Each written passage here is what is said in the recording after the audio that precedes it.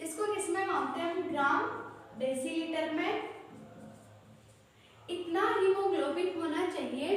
अगर इससे कम हीमोग्लोबिन है तो फिर जैसे चक्कर आना, मतलब मन नहीं लगना, घबराहट होना, तो इतना तो हीमोग्लोबिन कंपल्सरी है, इतना तो होना चाहिए। अगर किसी में नहीं है तो प्लीज़ चेक करवाएं। और हीमोग्लोबिन जिससे बढ़ता है, जैसे फ्रूट्स खाओ, अनार खाओ, तो हीमोग्लोबिन की मात्रा बराबर लाइए, तब जाके अपना पढ़ाई में मन लग सकेगा। उसके अलावा ब्लड में जो कोलेस्ट्रॉल होता है, ब्लड में कोलेस्ट्रॉल की मात्रा कितनी होनी चाहिए? ब्लड में कोलेस्ट्रॉल की मात्रा कितनी होनी चाहिए? 200 ग्राम पर डेसीलीटर। यानी कि ब्लड में अगर इससे ज़्यादा कोलेस्ट्रॉल की मात्रा होगी तो नुकसानदायक होगा। जैसे शिराओं धमनियों में कोलेस्ट्रॉल जमा हो जाएगा, उससे मतलब हार्ट अटैक के, हाइपरटेंशन के चांसेस बढ़ जाते हैं। इसलिए ब्लड में कोलेस्ट्रॉल की मात्रा चेक करवानी चाहिए और 200 ग्राम प्रति डेसीलीटर से अधिक नहीं होनी चाहिए।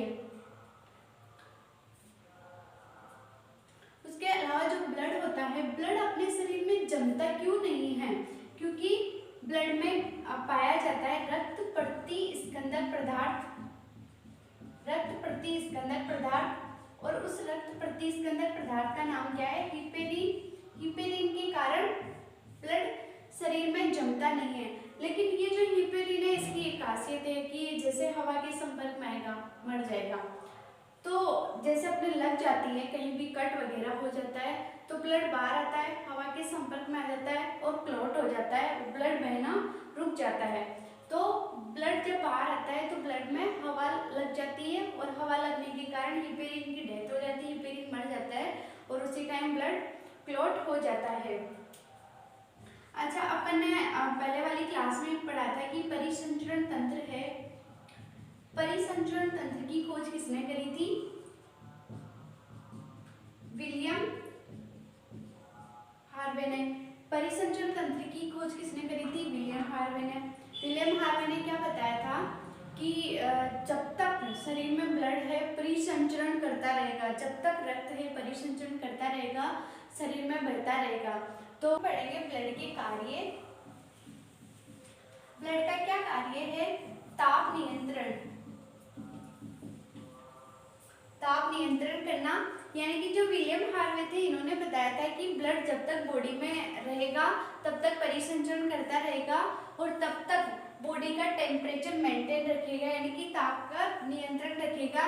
क्योंकि जो अपनी बॉडी का टेम्परेचर होता है वो 37 डिग्री सेल्सियस होता है, तो सर्दी में भी 37 ही रहता है, गर्मी में भी 37 ही रहता है। उसका रीजन क्या है कि जब तक अपनी बॉडी में ब्लड संचरण करता रहेगा ये फिक्स टेम्परेचर में रहेगा। लेकिन इसमें जैसे कभी रोग हो जाते हैं, बीमारी हो जाती है, जैसे मलेरिया नामक बीमारी में शरीर का टेम्परेचर डाउन हो जाता है, कंपकंपी लगने लगती है, तो उससे क्या फीवर आ जाता है।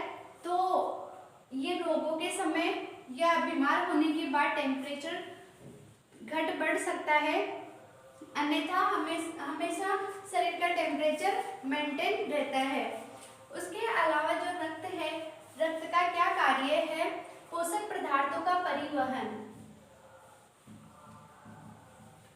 पोषक पदार्थों का परिवहन, जो पोषक पदार्थ होंगे उनको ब्लड शरीर में सप्लाई करने का काम करता है, पूरे बॉडी में पहुंचाने का कार्य करता है।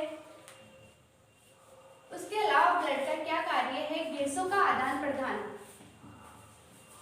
गैसों का आदान प्रदान, कौन सी गैसेस? O2 और CO2 का आदान प्रदान करता रहता है। क्योंकि जो अपने लंग्स होते हैं, लंग्स का काम क्या है? एयर को स्टोर करना, हवा को भरना। लेकिन गैसों का आदान प्रदान कौन करेगा?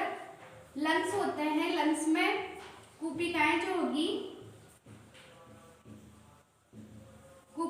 होगी, यहाँ पे रहेगा हीमोग्लोबिन। हीमोग्लोबिन क्या काम करेगा? O2 को ले जाने का कार्य करेगा, जबकि CO2 को वापस लाने का कार्य करता है। यानी कि जो हीमोग्लोबिन है, हीमोग्लोबिन का मुख्य कार्य क्या है? ऑक्सीजन का परिवहन करना। और हीमोग्लोबिन कहाँ पे रहेगा? ब्लड में। यानी कि ब्लड का मुख्य कार्य क्या हो गया? गैसों का आदान प्रदान करना। ताकि पूरे शरीर में अपने O2 की सप्लाई हो सके। उसके बाद है उत्सर्जी पदार्थों का परिवहन।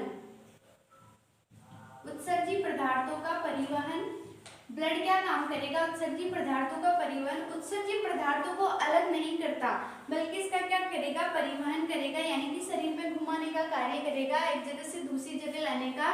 लेकिन उत्सर्जी पदार्थ जो होंगे उसको निकालने का कार्य कौन करता है? तो अपने शरीर में किडनी होगी, वृक्क जो होते हैं वो उत्सर्जी पदार्थों को छांटने का कार्य करेंगे। जैसे ब्लड जाएगा उसके पास, किडनी बोलेगी मुझे उत्सर्जी पदार्थ दे दे, एक्स्ट्रा पदार्थ दे दे, और ब्लड को बोलेगी तो वापस जाओ। तो जो ब्लड होगा उत्सर्जी पदार्थों का परिवहन करेगा ताकि किडनी उत्सर्जी पदार्थ ले सके और ब्लड शुद्ध रह सके। तो थैंक यू।